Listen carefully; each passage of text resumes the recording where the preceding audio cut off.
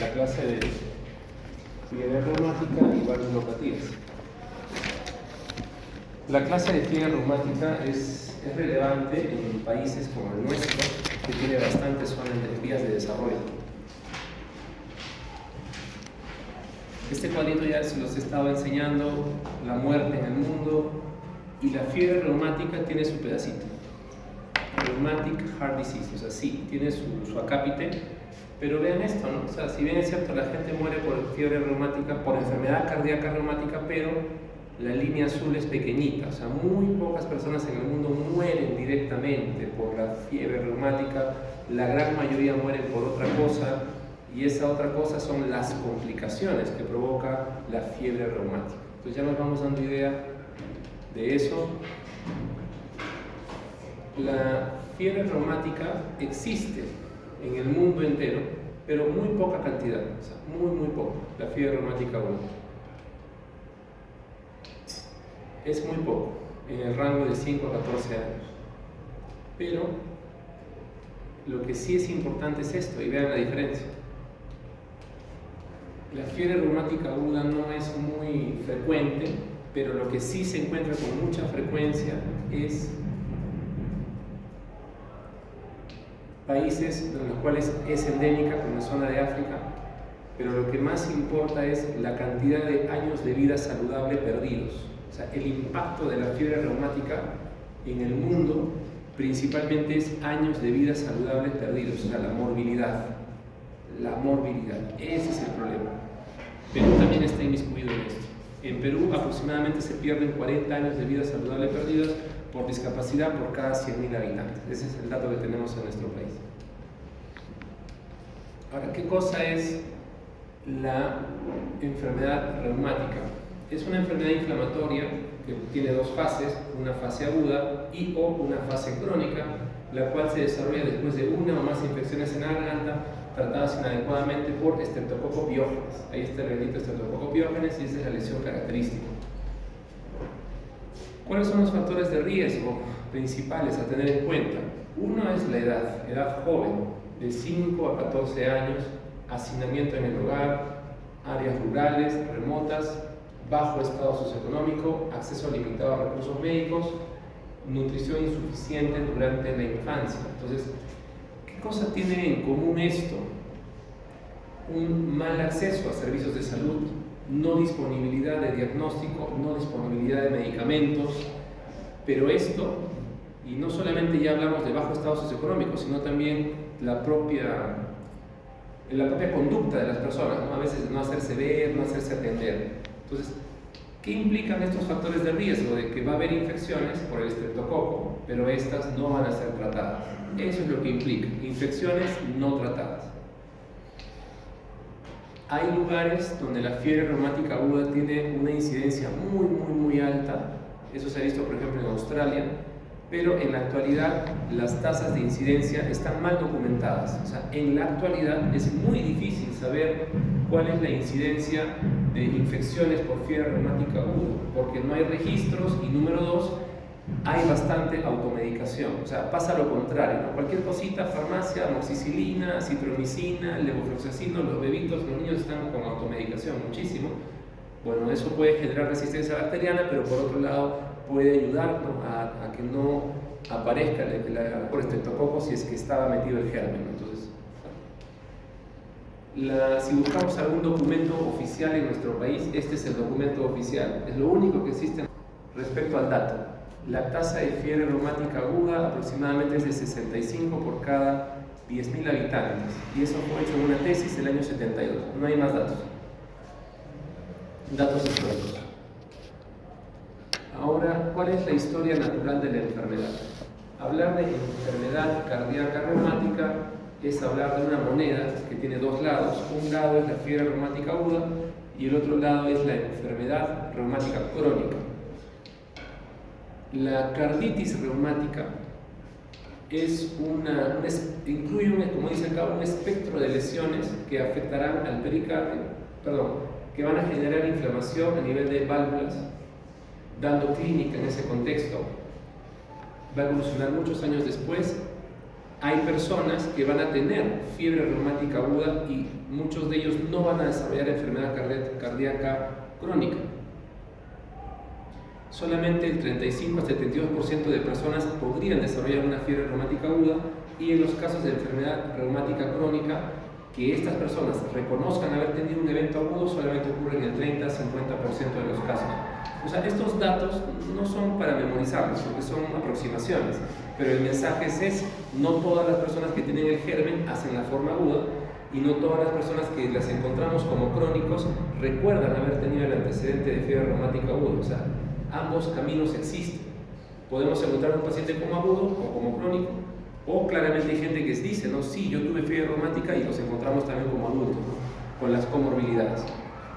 Como ven acá, el curso de esta enfermedad es un camino en el cual la fiebre reumática aguda puede empezar a dar lesiones ecocardiográficas borderline, puede empezar a ver formas subclínicas de enfermedad reumática sin soplo. O sea, eso ya uno se tendría que dar cuenta con una ecografía porque son asintomáticas.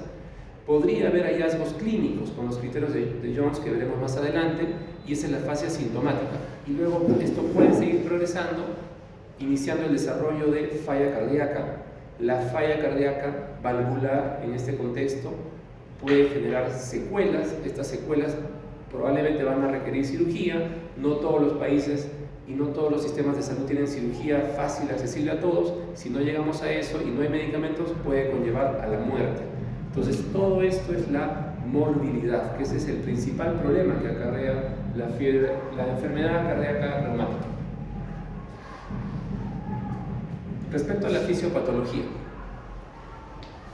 acá está resumido, pero la idea es que estamos hablando de que debe existir susceptibilidad genética para la enfermedad, y en segundo lugar, el mecanismo más importante es la imitación molecular. Por acá tenemos el estreptococo grupo A, que está ingresando al epitelio faríngeo. Ahí está siendo reconocido por macrófagos. Por supuesto, los macrófagos van a generar y van a ayudar a activar las células B para que se produzcan anticuerpos. Y ahí viene lo malo. Lo malo es que estos anticuerpos que están dirigidos al estreptococo, en algunas personas susceptibles van a tener algunas partes internas que también son similares a estos antígenos, y eso va a dar lugar a todas las manifestaciones de la fiebre reumática aguda. Por ejemplo, la carditis, que es la inflamación de las válvulas, eso se debe a la unión de estos anticuerpos a ese nivel. La artritis transitoria, que es otra característica mayor, es por la formación de complejos inmunes que se van a ir depositando transitoriamente en las articulaciones grandes. La corea es también la presencia de estos anticuerpos a nivel de ganglios basales. Y las manifestaciones cutáneas también es por una reacción de hipersensibilidad retardada. Entonces, todas las manifestaciones principales de la fiebre reumática aguda, todas ellas son por estos benditos anticuerpos y complejos de anticuerpos que se están depositando en otros lugares. Respecto a la imitación molecular, la imitación molecular principalmente se da con estas estructuras. O sea, los anticuerpos dirigidos contra la proteína M y la N-acetilbeta de glucosamina. Esos componentes del estreptococo son los que son atacados por nuestros anticuerpos, pero estos anticuerpos, y mejor dicho, estos antígenos, físicamente se pueden parecer a la miosina y también a la bimentina y a la tropomiosina. O sea, ahí está la similitud molecular. Estos anticuerpos van a actuar ante estos antígenos, pero también ante la miosina, bimentina y tropomiosina, que están pues claramente aquí, principalmente en la válvula mitral, en el endotelio de la válvula mitral. ¿Ya? Ahí está radicando la imitación molecular. Respecto al cuadro clínico, esto es fantástico, porque esto es bueno, como dije, es una moneda con dos caminos. Pero la moneda, que es la fase crónica, es hablar de insuficiencia cardíaca valvular totalmente. Bueno, hablemos primero de fiebre reumática aguda. Fiebre reumática aguda, como comentaba, tiene 5 principales manifestaciones que son claramente los criterios de Jones. La número 1 es la artritis. Acá la estamos viendo en estos videitos. La artritis afecta comúnmente las articulaciones grandes, especialmente rodillas, tobillos, codos, muñecas. Y frecuentemente esta artritis afecta a múltiples articulaciones. Y esto es importante, el inicio de la artritis es diferente, o sea, se van afectando en forma secuencial, no es simétrico, como puede ser en enfermedades inmunes, no, acá no es simétrico. Están separadas en el tiempo o inclusive están superpuestas, y esta superposición da lugar a la descripción de migratoria o aditiva. O sea, la artritis migratoria o artritis aditiva es la que hace referencia a esta forma de artritis secundaria de la fiebre reumática aguda. Y recordemos, ¿no?, ¿qué está sucediendo? Hay complejos de anticuerpos que están quedándose atrapados en las articulaciones. Y como los anticuerpos se siguen fabricando, hay otras articulaciones que se empiezan a afectar con el tiempo. Entonces, ese es el mecanismo. Inmunocomplejos que están ahí. Otra manifestación mayor de la fiebre reumática aguda es la carditis, y obviamente esto implica la participación del endocardio, y la manifestación principal es una valvulitis, o sea, inflamación del endocardio a nivel de la válvula, eso genera valvulitis, y la manifestación inicial puede ser la regurgitación mitral. Entonces, cuando hay valvulitis y la válvula está inflamada, imaginemos que, no sé, el labio está hinchado. Si una persona tiene los labios hinchados, no puede cerrar bien, ¿no? Si uno toma agüita, se le va a escapar por las rendijas, ¿no es cierto?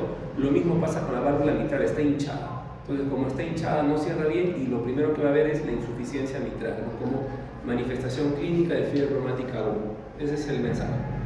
Otra manifestación importante, y es la que está en estos videitos, es la corea.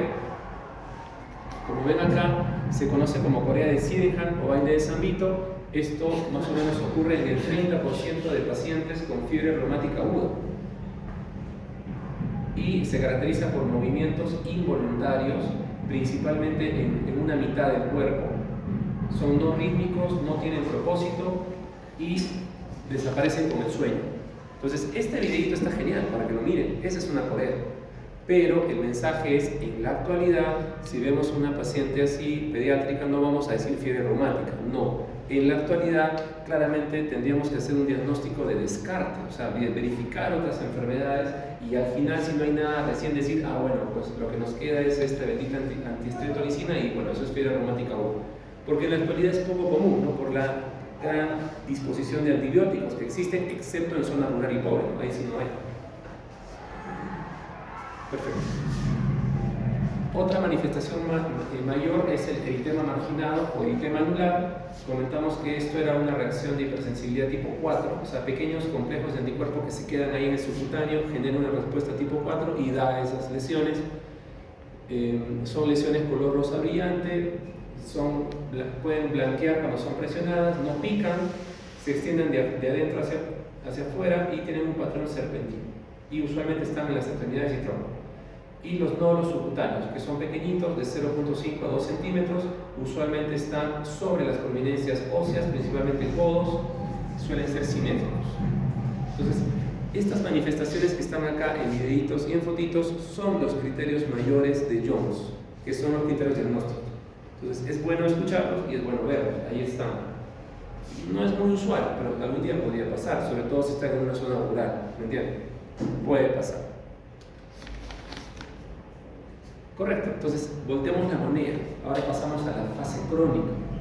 Pasan los años y esta inflamación que dio lugar a la fiebre reumática aguda se mantiene con los años y con el tiempo y siguen habiendo benditos anticuerpos que siguen dando una inflamación del endotelio, ¿no? Una valvulitis. Entonces, cuando la inflamación es crónica, y veamos esta imagen esta es una ecografía tridimensional, y esta es la válvula mitral. Entonces, acá lo que llama la atención es que esa válvula mitral está gruesa, ¿no? Gruesa, no cierra bien, tampoco abre bien. Esa es la imagen de la enfermedad reumática cardíaca. Entonces, esa es la imagen que hay que buscar. Típicamente, las válvulas afectadas por la fiebre reumática son las del lado izquierdo y principalmente la válvula mitral, 99% de los casos. Como comentamos, la valvulitis mitral aguda característicamente genera insuficiencia de la válvula. Pero en la fase crónica de la enfermedad, la lesión principal que vamos a encontrar es la estenosis mitral.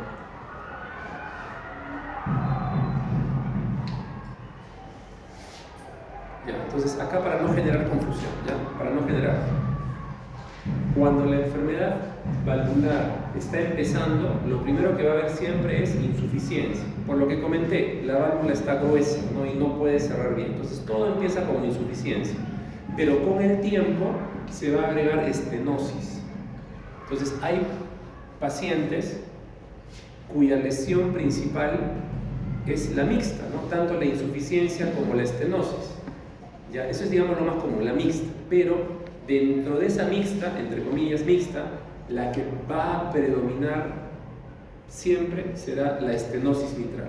¿Por qué va a predominar la estenosis? Porque como sigue esta bendita inflamación, o sea, imaginemos esto, ¿no? La fibrosis sigue y sigue y sigue, entonces al final lo que va a predominar es esta válvula que ya no abre bien, ¿ya? Entonces, empezamos con insuficiencia, luego estamos mixto y al final lo que predomina es estenosis por sobre la insuficiencia. Esa es más o menos la historia del daño que hay en la válvula mitral.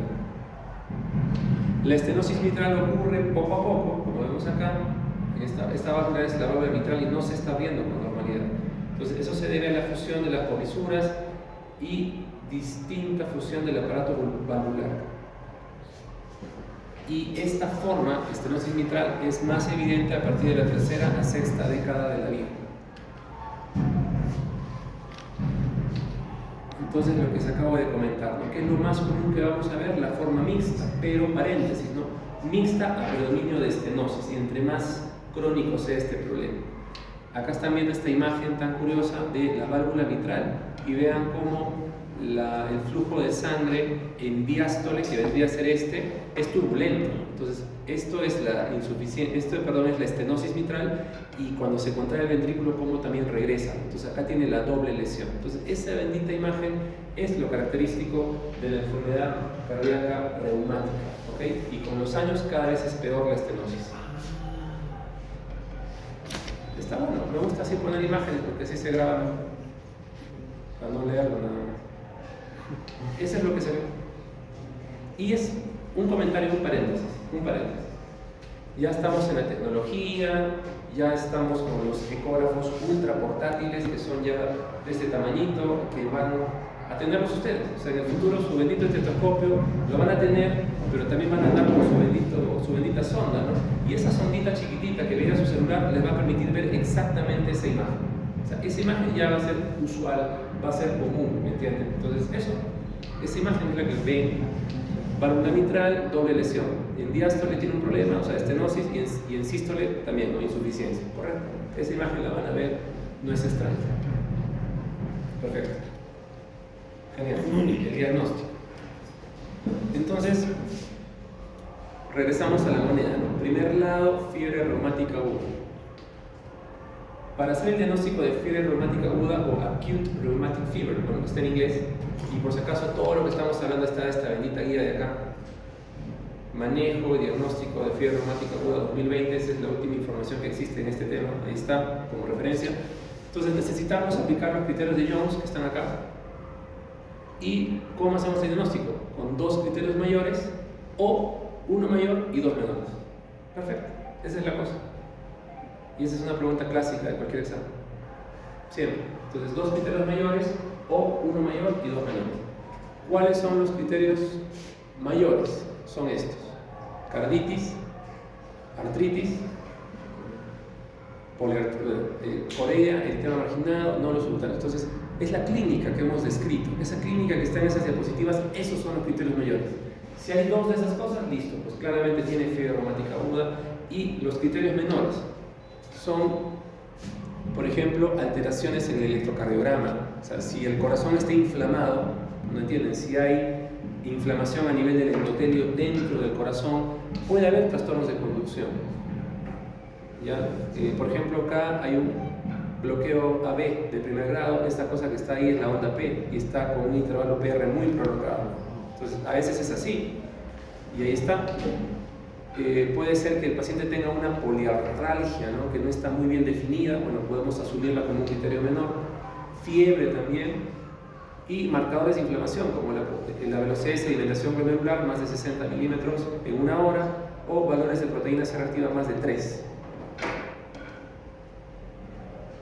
Otro criterio puede ser la evidencia clara de que existe infección por estreptococo, los anticuerpos o títulos de antistreptolicina, o también que exista un cultivo positivo para estreptococo grupo A, beta hemolítico.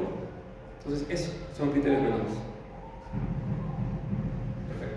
Entonces, esa es la forma de hacer el diagnóstico oficial de fiebre reumática aguda.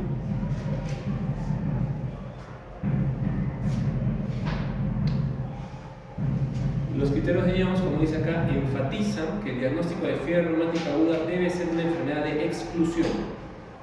Como es poco común actualmente, entonces siempre queda como exclusión.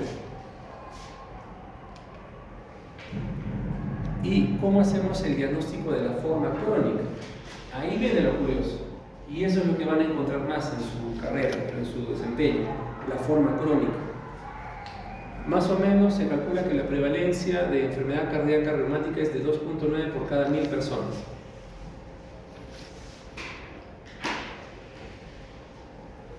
Ahora, la auscultación ya no se recomienda para detectar enfermedad cardíaca reumática, porque para tener un problema y que este problema sea detectado por auscultación, que implica muchísima severidad, ¿ok? Entonces la idea no es eso, la idea es hacerlo antes. Por eso sí,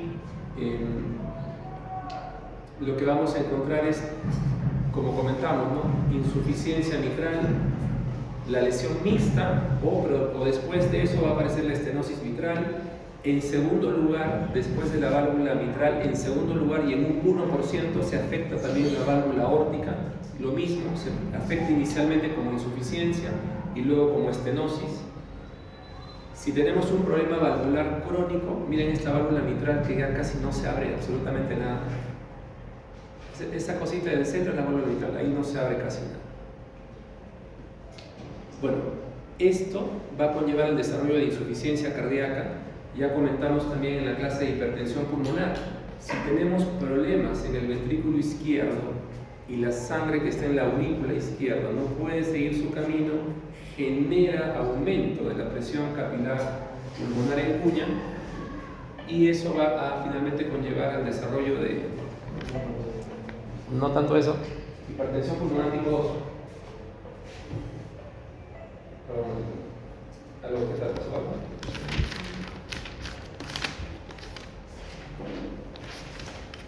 Sí, tengo pendiente hacer de los 4 o de los 3. Ya, el último paciente también pidió. Es que el último era otra parte. Ya. Sí. Ya, pero el último también es a nombre de Cerrea. Ya está bien, ¿no? Ya está bien, ¿no? Pero si puedes mandar los nombrecitos, yo lo hago con nombrecitos. Gracias. ¿Listo? Ya, entonces no se olviden, esta cosita da hipertensión pulmonar tipo 2 y la insuficiencia cardíaca que inicialmente era izquierda con congestión pulmonar, paréntesis, disnea, disnea y disnea, al final cuando hay hipertensión pulmonar tipo 2 ocurre esto. Vean ese septo interauricular, eso no es normal.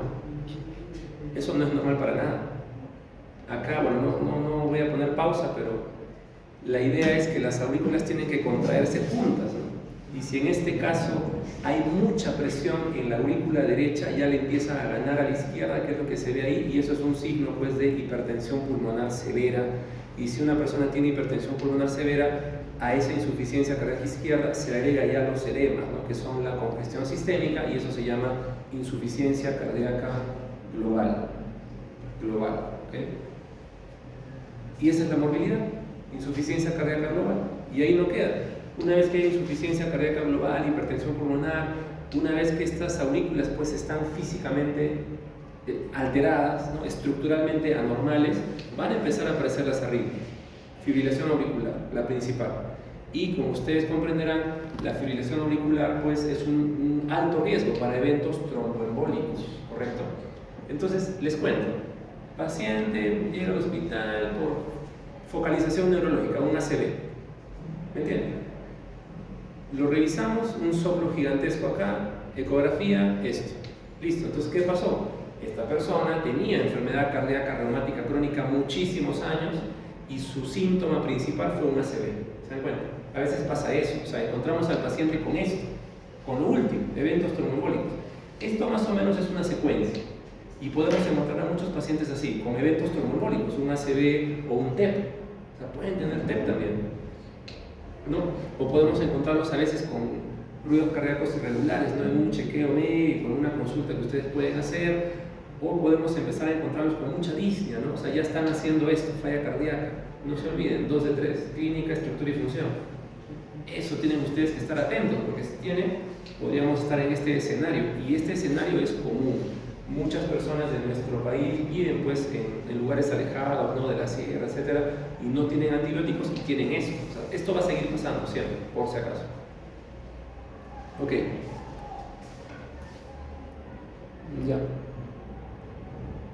Bueno, esto que está acá son criterios ecocardiográficos. No olvídense, no se enreden, lo que importa es esto. Se afecta primero la mitral, 99%, insuficiencia, mixto, después predomina estenosis, lo mismo pasa con la aorta, sigue la clínica, insuficiencia cardíaca, hipertensión pulmonar, arritmias y al final eventos tromboembólicos. Esa es la secuencia lógica. Esto no es memoria, es lógico, ¿no? Lo que va pasando, ¿ya? Es lo lógico. Respecto al tratamiento, igual, 2 escenarios. Escenario número 1, fiebre reumática aguda. Ya saben, no se olviden, súper raro, es un diagnóstico de exclusión. Pero si es que estamos considerando que el paciente puede tener fiebre reumática aguda, o sea, el paso número 1 es confirmar el diagnóstico. O sea, tenemos que estar extremadamente seguros de confirmar el diagnóstico, porque el tratamiento no es solamente darle un antibiótico para ese momento. Eso es lo facilito, darle un antibiótico. El problema es que si estamos diciendo, este paciente tiene fiebre reumática aguda, el problema es que tenemos que iniciar prevención secundaria de fiebre reumática. Ese es el problema. O sea, estamos poniendo una etiqueta a ese paciente de que entra a este cajón. ¿Y qué implica? Que hay que estarle poniendo antibiótico el resto de sus años, hasta que cumpla 18 años. ¿Me entiendes? Penicilina, todos los meses. Penicilina todos los meses hasta que cumpla 18 años. Entonces, imagínense la cantidad de inyecciones. Son 12 inyecciones por año. O pastillas, no sé si es que es alérgico a las inyecciones. Entonces, eso eso implica, ¿me entienden? Es serio, o sea, es serio decirle a alguien, ¿sabe qué? Tiene que estar con prevención secundaria mínimo hasta que cumpla 18 años, ¿no? Porque ¿cuál es el objetivo de esto? Que si ya le dio una vez, no le vuelva a dar, para que así el sistema inmunológico no se siga pues, induciendo, ¿no?, a generar estos anticuerpos. Entonces eso implica estar siempre muy seguros. La prevención secundaria, la elección principal es la penicilina benzatínica, la dosis en niños, la dosis en adultos, la sulfadiazina, y para pacientes alérgicos se podría dar macrólidos como segunda elección vía oral. Entonces imagínense, pues, vía oral todos los días, años de años, fastidioso, ¿ok? No es usual, porque realmente no es, como desde el inicio les digo, no es muy común, es un diagnóstico de exclusión, ¿no? Pero imagínense, ¿no?, si están ante eso, eso implicaría. Perfecto. Ok, ahora te voy a poner silencio. Es un video que suena así, terrorífico. Hay una forma.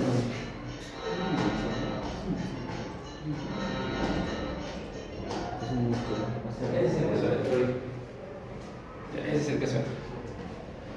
Bueno, entonces en la fiebre reumática crónica, el manejo de la enfermedad cardíaca reumática se basa en la presencia o ausencia de los síntomas, ¿correcto? La mayoría de los pacientes con afectación valvular leve o moderada pueden permanecer asintomáticos durante años. Entonces, eso permite que tengan pues 30, 40 años de vida aparentemente normales.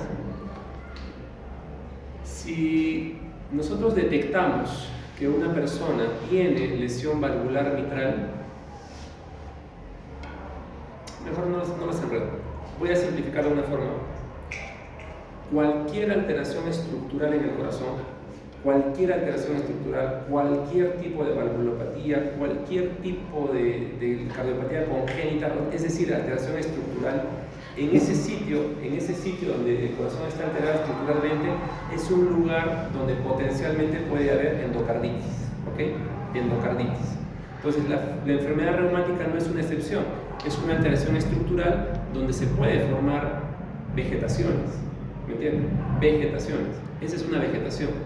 Y eso pasa en general ante cualquier lesión estructural. Cualquier válvula potencialmente con alteración estructural puede dar lugar a la formación de una vegetación. Por eso parte del manejo de la enfermedad cardíaca reumática es esto: la profilaxis para endocarditis. La profilaxis secundaria es lo que comenté hace un momento. La prevención secundaria usualmente se indica hasta los 18 años. Otra cosa que hay que estar manejando acá con la enfermedad cardíaca reumática son principalmente la fibrilación auricular, que va a existir, es súper común. La causa más frecuente de fibrilación auricular es esta, la lesión valvular mitral reumática, y por ende, y también está el manejo de la falla cardíaca. Entonces, resumiendo, ¿no?, si hablamos de la forma crónica de la enfermedad cardíaca reumática, estamos ante tres cositas. Uno, el tratamiento de insuficiencia cardíaca izquierda. Número 2, el tratamiento y prevención de arritmias. Y número 3, la profilaxis para endocarditis. Esas serían nuestras tres prioridades: falla cardíaca, arritmias y endocarditis. Eso es lo que tenemos que tener en consideración en el contexto crónico. Ese es el gráfico que ya les enseñé la última vez de los 4 fantásticos. Entonces, eso hay que hacer. El paciente tiene, bueno, no se lee arriba, pero ahí dice los 4 fantásticos. Entonces, si un paciente tiene insuficiencia cardíaca, como comentábamos, ¿no?, primero, el tema de manejo hemodinámico, ¿no?, qué tipo de congestión tiene. Acá tendríamos que verificar si solamente es congestión pulmonar o si ya está en el acápite de congestión sistémica, ¿no?, porque ya tiene hipertensión pulmonar. Si el paciente ya tiene congestión sistémica, sí tiene indicación de darle diuréticos en paralelo al tratamiento para falla cardíaca izquierda, y ese tratamiento de falla cardíaca izquierda son los 4 fantásticos, ¿ok? Ahora, les comentaba de que es el manejo hemodinámico, el fisiopatológico, que es esto, y el tercero es la causa, ¿no? Acá la causa claramente es la lesión valvular, ¿no es cierto? Entonces, muchos de estos pacientes tienen que ir a un procedimiento de valvuloplastía o recambio valvular. Entonces, ese sería nuestra tercera prioridad. Y ahí tienen la cosita. Si hablamos de esa tercera variable que es tratar el origen, entonces está indicado en casos de valvulopatía moderada con síntomas o severo. ¿Qué cosas son esos procedimientos? Valvuloplastía mitral percutánea, acá está. Vean este catéter con un globo que se infla a nivel de la válvula mitral, permitiendo liberar las adherencias que tiene para que se abra más. ¿Sí? Eso se llama valvuloplastía mitral percutánea. También existe la valvuloplastía mitral quirúrgica, que ahí la tienen, están pelando esa válvula mitral para que se abra mejor. Y si eso no es suficiente, por supuesto existe el reemplazo valvular. Entonces son dos opciones. Hace años la única opción principal era esta, ¿no? La cirugía, y esta es la cirugía, porque el corazón está detenido, el paciente está en circulación extracorpórea, o sea, es la cirugía, es difícil. En cambio, ya en la actualidad hay más opción de hacer estos procedimientos percutáneos, pero tiene sus limitaciones. Esto no lo podemos hacer en todos los pacientes, tristemente. Esto se puede hacer en pacientes que tienen estenosis, pero si el paciente tiene insuficiencia mitral, ya no se puede. Ya no se puede. Entonces, ese es el detalle. Es costoso, es difícil, es poco accesible, entonces no queremos llegar a eso. Como comentábamos al inicio de esto, la importancia de esta clase, bueno, aparte de saber cosas, conocimientos, es la parte de salud pública. Entonces, la fiebre reumática existe en países como el nuestro, y el problema principal que nos va a dar es la comorbilidad, los años de vida perdidos, ¿no? Porque tiene falla cardíaca, porque está con secuela de ACV, porque está con fibrilación auricular, ¿me entienden? Porque es una persona que, qué sé yo, le han operado y después de la operación tuvo alguna complicación y queda pues ya no apta para poder hacer su vida normal y o trabajar. Ese es el problema, los años de vida saludable perdidos por discapacidad. Ahora, medidas de prevención. Como sabemos, hay tres medidas, que son la primaria, secundaria y terciaria. Respecto a la prevención primaria, es muy curiosito, pero hasta ahora no existe una vacuna. O sea, sí sería la medida de prevención más eficaz, ¿no? Una vacuna contra el estreptococo grupo A, pero no existe esta vacuna. No hay probablemente el interés comercial, ¿no? de investigar y hacer ese producto, no hay. Lo único que existe actualmente como pilar de prevención primaria es la administración de antibióticos para faringitis. O sea, lo que queda es eso, ni bien se detecta un tema de infección, pensemos que es bacteriano, dar los antibióticos. Esa sería nuestra principal forma de prevenir como prevención primaria. Respecto a la prevención secundaria significa que ya tiene el problema, ¿no es cierto? La prevención secundaria en la fiebre reumática aguda es las inyecciones mensuales o las pastillas diarias hasta los 18 años para evitar nuevas infecciones con estos medicamentos.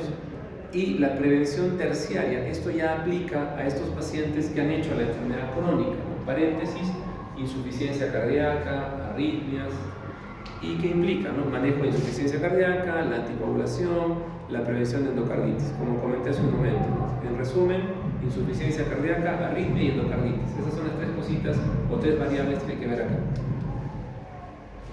Bueno, hasta aquí, ¿alguna duda, alguna cosa?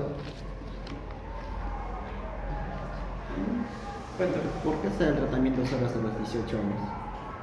Se considera que a partir de los 18 años ya la probabilidad de que pase inadvertida una faringitis es poco probable y ya el paciente se asume que se va a tratar.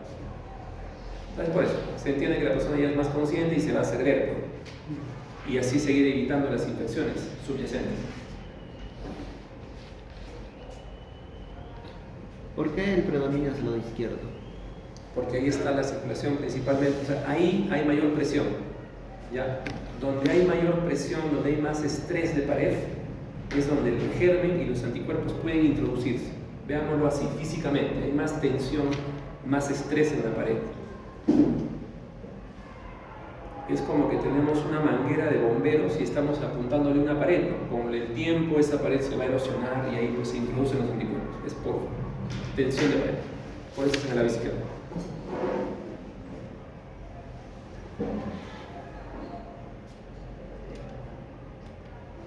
Bueno, respecto a valvulopatías, en general son 4 válvulas, ¿correcto? La válvula que sí tenemos que conocer y respetar es la válvula aórtica. La válvula aórtica principalmente va a dar problemas, y es común que dé problemas en la edad avanzada, ¿ya? En la edad avanzada, porque hay degeneración de la válvula aórtica con la edad, y esa degeneración con la edad puede dar lugar a estenosis. Entonces es frecuente, es común que las personas muy mayorcitas tengan estenosis de la válvula aórtica. Como vemos acá, la causa importante de casos es la degenerativa, 48%.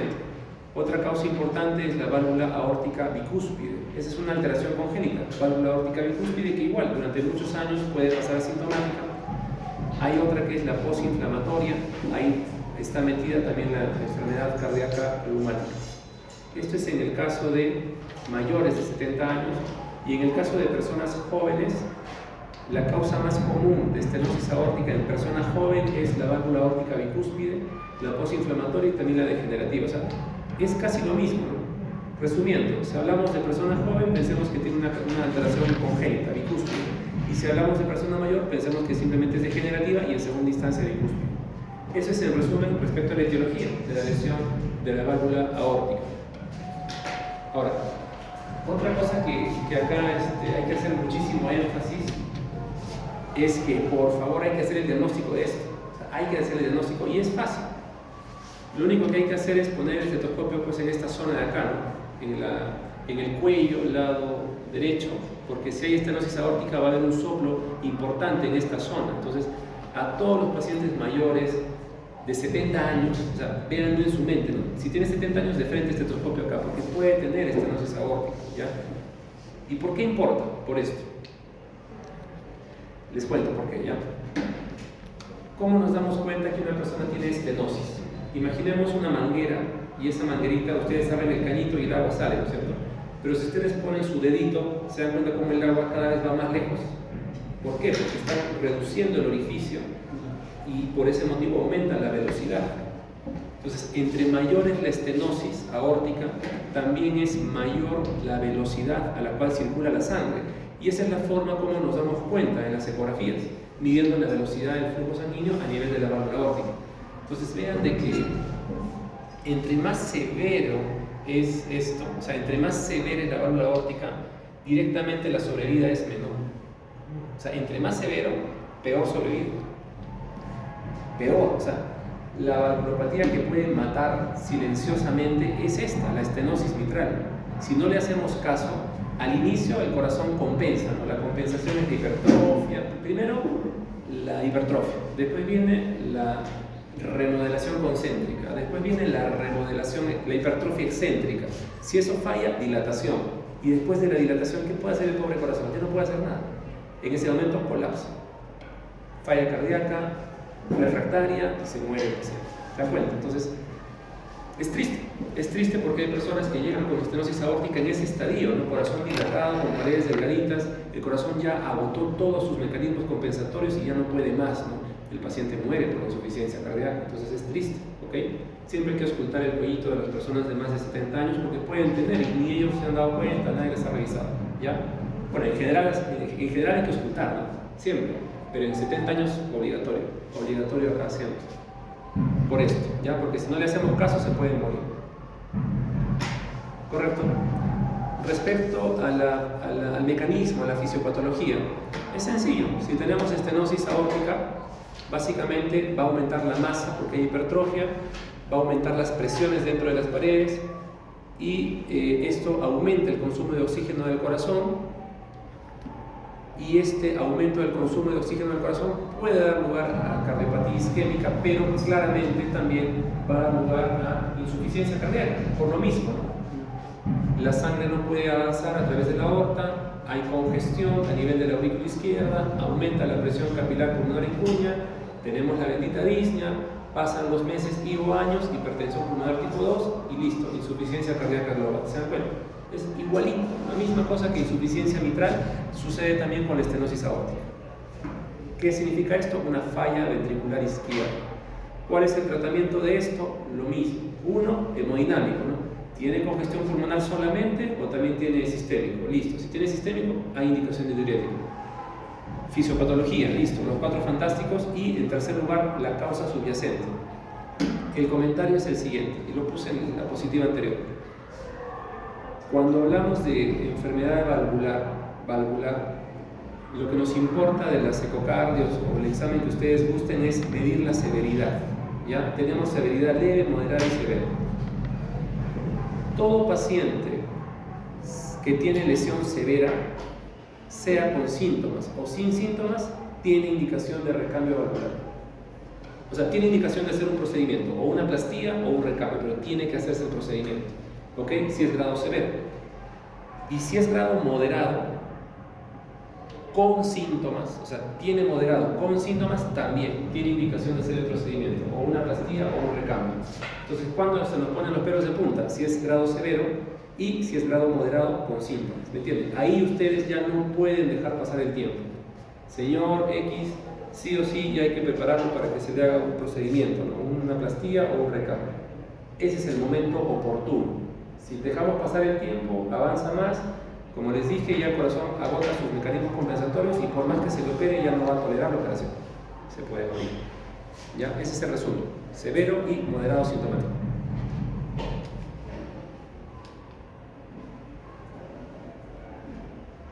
Ah, sí es sonido, ¿no? ¿Y se le puede dar más volumen? Porque ese es el sonido del soplo. No sé.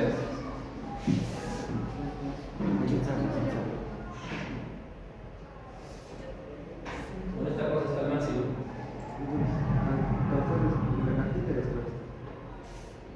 La cajita. ¿Acá? Ya.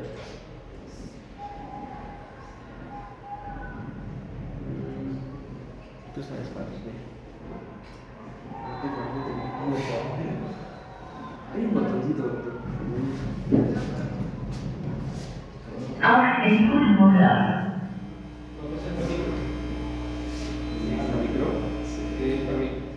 No está anotado.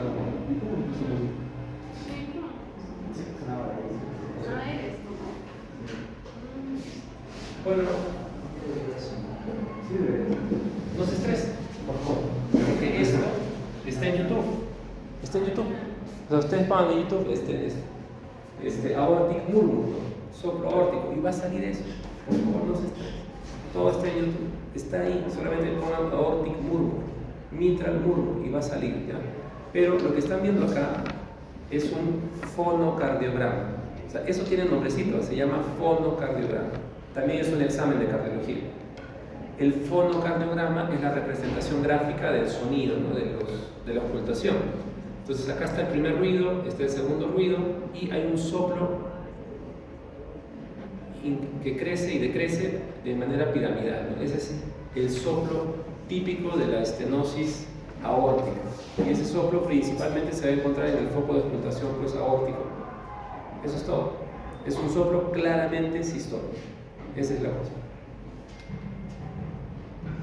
Respecto a insuficiencia aórtica, que es la otra, la contraparte.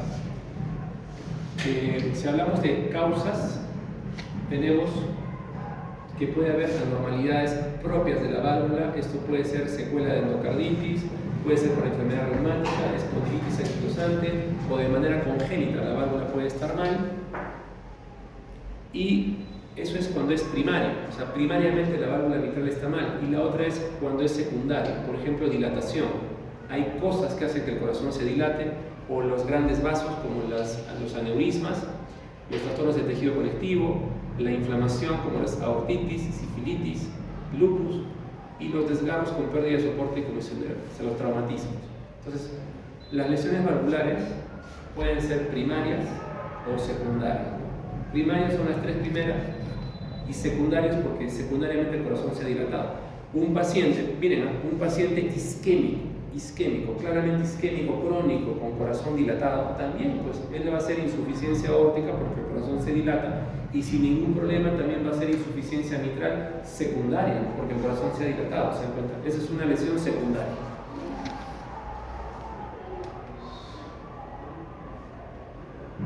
Ya, ese es el fonocardiograma del soplo de la insuficiencia aórtica. Igual, está el primer ruido, el segundo ruido, e inmediatamente después del segundo ruido aparece ese soplo que es muy muy pequeñito, es difícil de ocultar realmente. Los soplos diastólicos son un poco complicados de ocultar, pero ahí está, y lo mismo, está principalmente en el foco aórtico. Y comentario, ¿no? Si un paciente tiene insuficiencia aórtica, aparte de que haya este soplo diastólico, ¿no?, en los focos de ocultación aórtico, también es muy común que haya un soplo sistólico en el foco mitral. O sea, cuando hay insuficiencia aórtica, a veces también esto se acompaña de insuficiencia mitral, ¿no? Son concomitantes.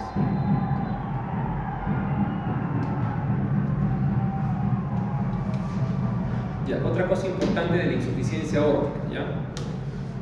A veces van a encontrar pacientes que tienen presión arterial con una gran diferencial. ¿Qué significa gran diferencial? Presión sistólica 140 y la presión diastólica 30. Va a pasar 140-30, 140-0. O sea, ustedes siguen escuchando y sigue sonando hasta 0. No te sorprendas, porque eso es lo que van a encontrar. Eso van a encontrar. Y esa es su pista clínica principal para decir este paciente tiene insuficiencia aórtica. No se olviden lo que les digo, presión diferencial muy amplia.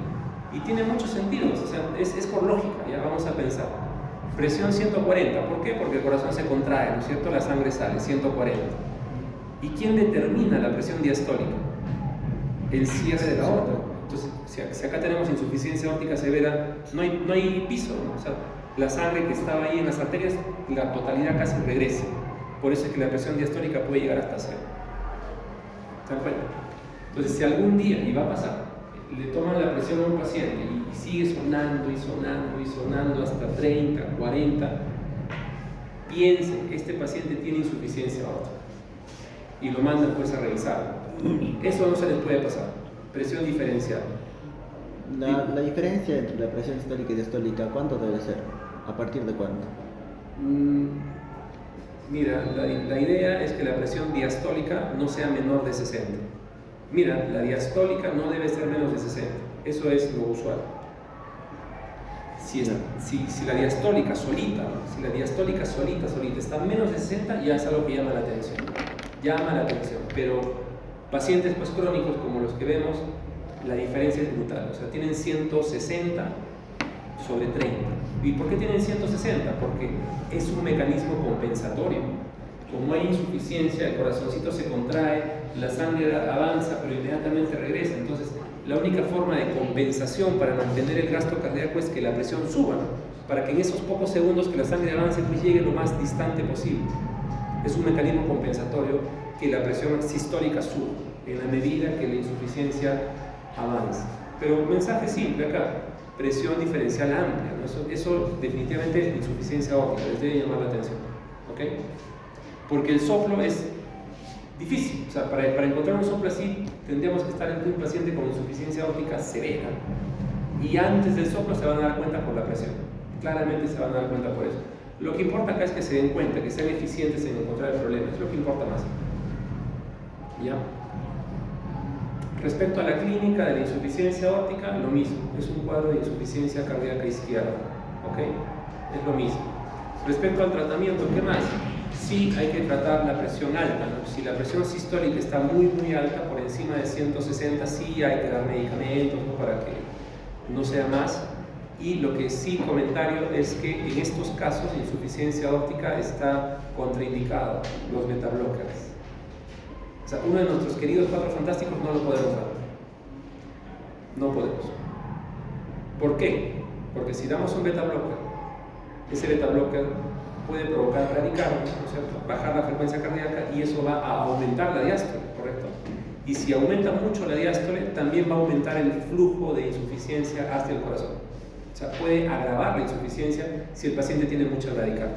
Entonces, en este caso, el único caso, tristemente no podemos dar nuestros queridos beta-blockers. ¿Ya? Lo demás sí, pero beta-blockers no, a menos que, no sé, hay alguna otra indicación fuerte, ¿no?, para darlo, pero así de inicio no hay que darlo. ¿Ok? Filosofía, ¿por qué? Porque no queremos que aumente mucho la diástole. ¿Por qué? Porque en la diástole está sucediendo la insuficiencia. ¿Ok? Entonces todo, como les digo, es por lógica. Todo tiene lógica. Perfecto. Estenosis mitral, ya la hemos conocido en la enfermedad cardíaca reumática, ya la hemos conocido, ya saben los síntomas.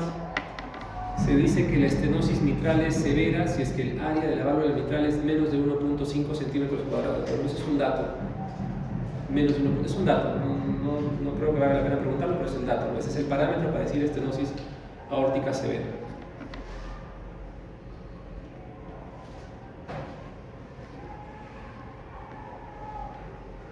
Perfecto.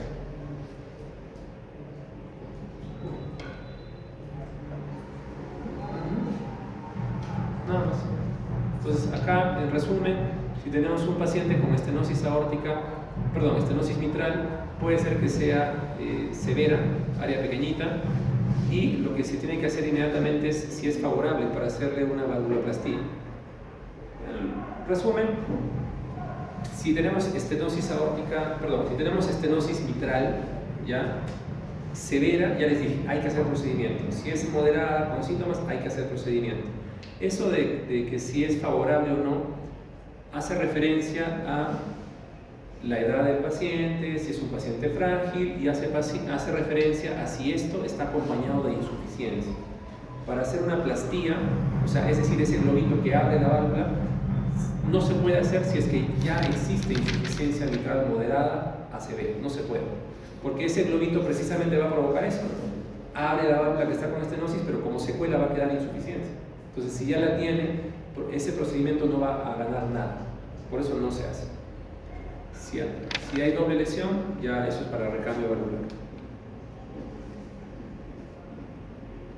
Igualito, este es un fonocardiograma y el soplo, bueno, primer ruido, segundo ruido, y el soplo de la estenosis mitral es diastólico, ¿no? Y también es muy pequeñito, es difícil de escuchar, tiene esa forma triangular, es muy sutil.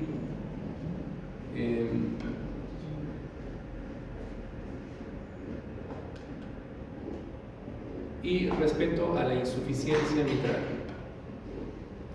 el soplo de la insuficiencia mitral es sistólico, como ven acá, primer ruido, segundo ruido, y el soplo está acá, de la mitad de la sístole hacia antes del segundo ruido.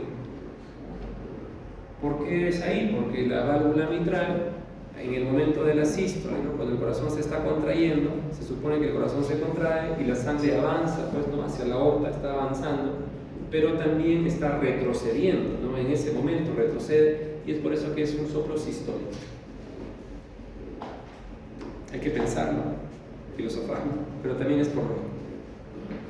Bueno, es pensarlo, no es nada de memoria.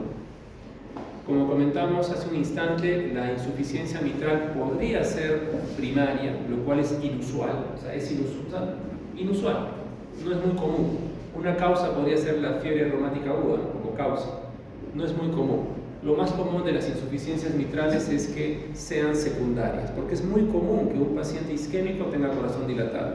El paciente hipertenso, corazón dilatado, es común. Y como se dilata el corazón, insuficiencia mitral secundaria, o sea, es común.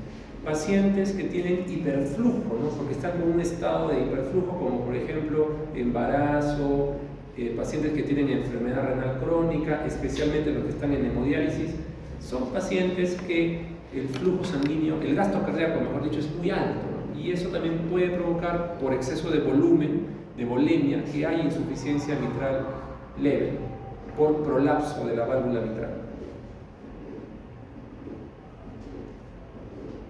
¿Cuándo nos preocupamos? Lo mismo, si es grado moderado con síntomas claros de insuficiencia cardíaca, y también nos preocupamos si es grado severo. Ahí nos preocupamos, para hacer un recambio valvular o una anuloplastía. Bueno, recambio creo que todos entienden, cambiar la válvula. Anuloplastía es un procedimiento un poquito menos invasivo. Es un procedimiento en el cual, donde está el anillo mitral, se coloca, ¿no? un dispositivo como un anillo, ¿no? Que lo aprieta la válvula mitral. Es un procedimiento.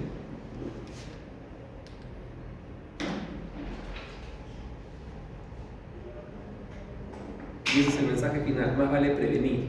En el caso de la fiebre reumática, hay que darnos cuenta antes de que haga insuficiencia cardíaca global o antes de que hagamos un evento de cardioembolismo, Y en el caso de las valvulopatías también, o sea, no debemos esperar que el paciente llegue con su super soplo donde ya no hay mucho que hacer, ¿no? O sea, siempre tenemos que revisar bien al paciente.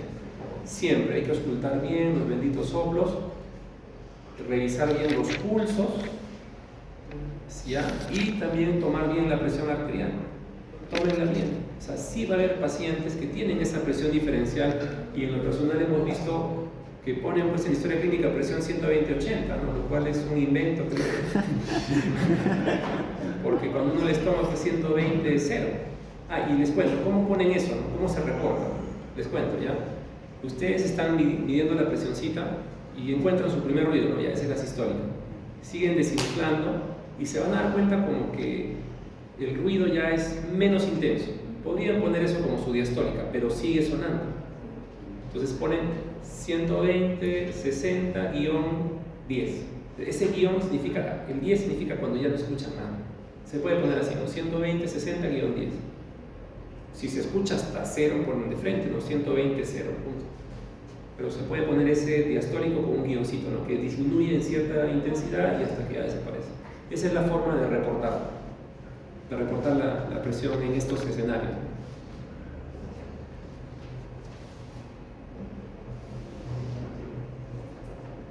Entonces no se estresen, valvulopatías no es tan complicado, el mensaje simple es lesión severa, lesión moderada sintomática, hay que actuar, ya es para un procedimiento. Antes de eso, siempre, ¿no? El tratamiento de falla cardíaca, que ya les he explicado, no se olviden,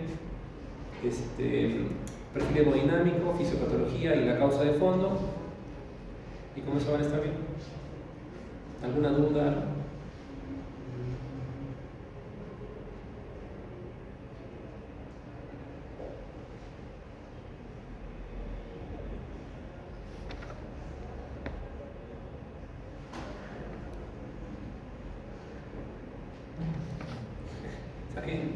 Sí. En la estenosis mitral creo que vi que el soplo es diastólico, porque si en las, o sea, como hay dificultad la salida sería Estenosis mitral. Sí. Claro. Luego, O sea, mira, tranquilo. La válvula mitral, ¿en qué momento se abre? Pensando. en medio de la sístole. No. Mira, el corazón, el ventrículo izquierdo se contrae. Ajá. Listo. Al momento de contraerse, ¿qué válvula se abre? La aórtica. Y cuando el corazón se relaja, se cierra la aórtica y se abre la mitral, en la diástole. Por eso el soplo es diastólico, porque la válvula mitral se abre en la diástole. Es por eso. Ya la entendí. Sí, por eso, esta cosa de valvulopatías, si se lo quieren aprender así de memoria, es muy común. O sea, se van a enredar. Lo que les recomendaría es filosofar, ¿no? Así. En su cabecita se hacen la idea de eso. O sea, hay que hacerlo así, si no uno se confunde. ¿Ya? Hay que mejor hacerlo de esa manera. Porque de memoria a veces uno se puede olvidar. Mejor es filosofándolo, razonándolo en ese rato y no se va a olvidar.